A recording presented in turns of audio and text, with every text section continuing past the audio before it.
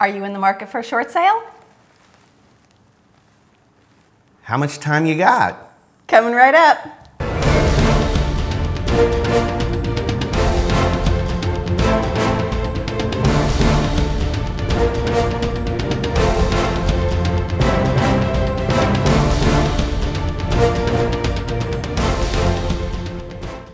Good morning, my name is Barry Horvath and this is Moving Forward TV, your local real estate and mortgage update. And I am DeLynn Gaston. Thanks for joining us today. On today's show, we are speaking to someone who actually bought a short sale, went through the whole process. And she survived? And she's lived to talk about it. No and she way. is going to be here on the show with us, sharing her experiences. Today we have Kim Crane with us. Kim works at Paw Wash Plus. Actually, she is the owner of Paw Wash Plus in Trinity on Seven Springs Boulevard.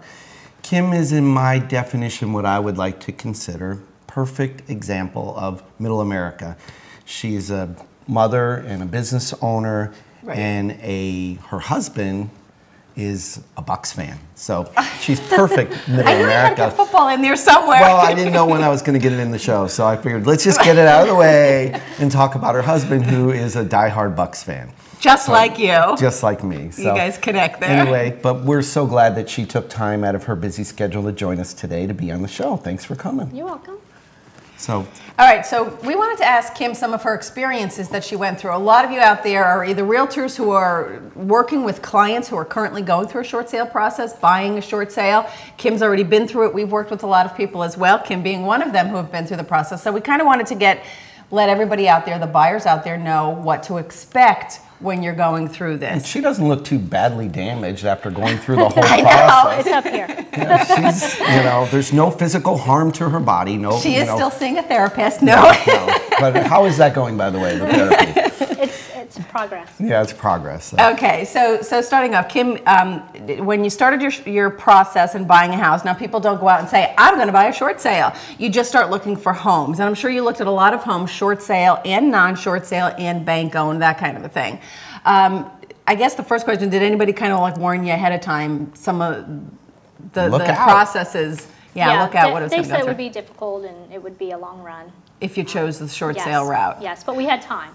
So. Okay, so you guys weren't in any major rush, and I guess that's one of the keys. Yes, as long as you're not in a rush. So if you have patience. And why did you decide to buy the short sale over some of the other houses that were out there? Well, we wanted to find a deal.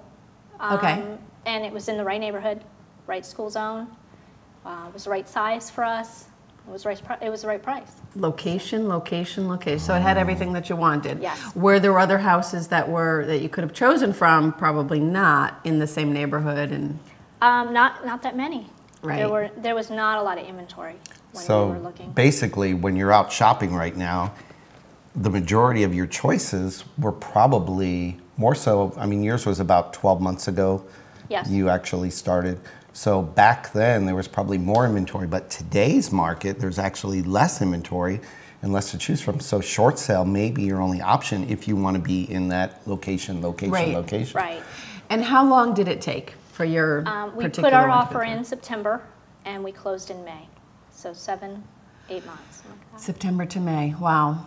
And did the price or anything change in the meantime during that process? After we put the offer in? Yes. I don't think it did. Okay. No. So the BPOs that they kept on going out and doing still went through okay. So they actually accepted your first offer. Yes. So I'm assuming then that they were probably behind. You probably don't know the whereabouts of the seller of the house, but I'm assuming they were totally upside down and they were probably not paying their mortgage. No. So they were the bank was probably maybe eager per se to go ahead and let you purchase that home. Yeah, I think they had even moved out probably 6 months prior to when we got it. So the house was vacant. Okay. It was so when vacant. you looked at it, it was occupied Yes. and then they moved out somewhere in the middle of the process. Yes.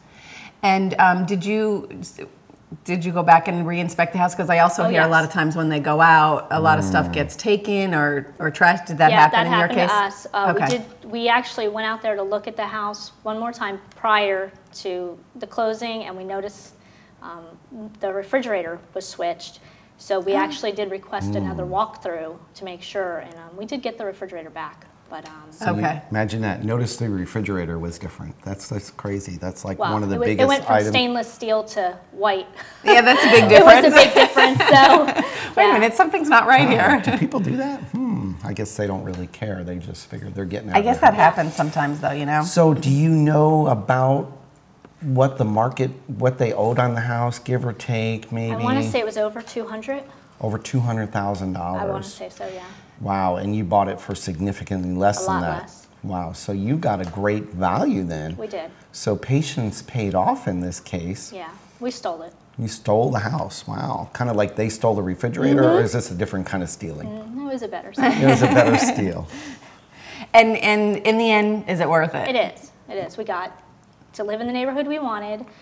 Our mortgage payment is wonderful. Right. And And the house there, is it great. there wasn't a lot of cosmetic work that really needed to be done. I mean, there was cosmetic work, but it wasn't break your bank kind of. It wasn't trashed, and It where you had wasn't to. trash. They even left ceiling fans and light fixtures more than we thought. Because Okay. we looked at a lot of short sales, and some of them, even the light socket plates were missing.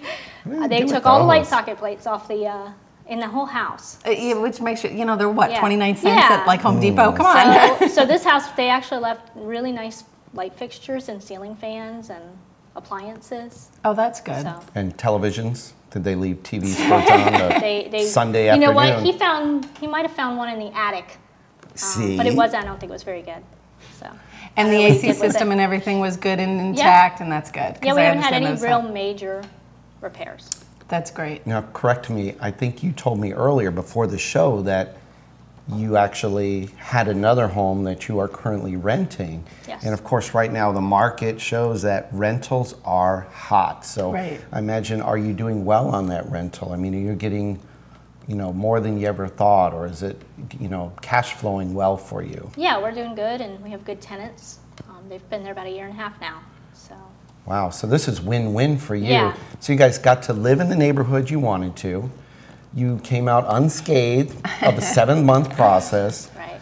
And then you are able to rent out your other house while the market is down and actually maybe sell it at a later date or continue to rent it and allow it to cash flow. So, Right. wow, so that's great. The same house you bought today, if you'd bought it 4 or 5 years ago, you would have probably paid $100,000, $200,000 more. I was just Right. going to say, yeah, So- well over $200,000 for it in that neighborhood.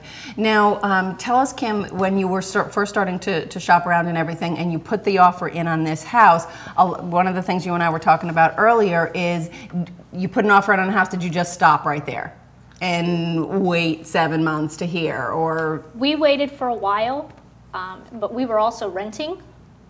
We were a rental Right, ourselves right. because we wanted to see if we liked the area for a year, and our lease was starting to come around, so we started to get nervous, and we did start looking at other houses. Okay. So So you did go out and continue to shop. That's We one of did. the things that I try and tell people, keep on shopping. Just because you put an offer in on a short sale, if it hasn't been accepted, because it can take a long time for the short selling bank to okay your contract, keep shopping.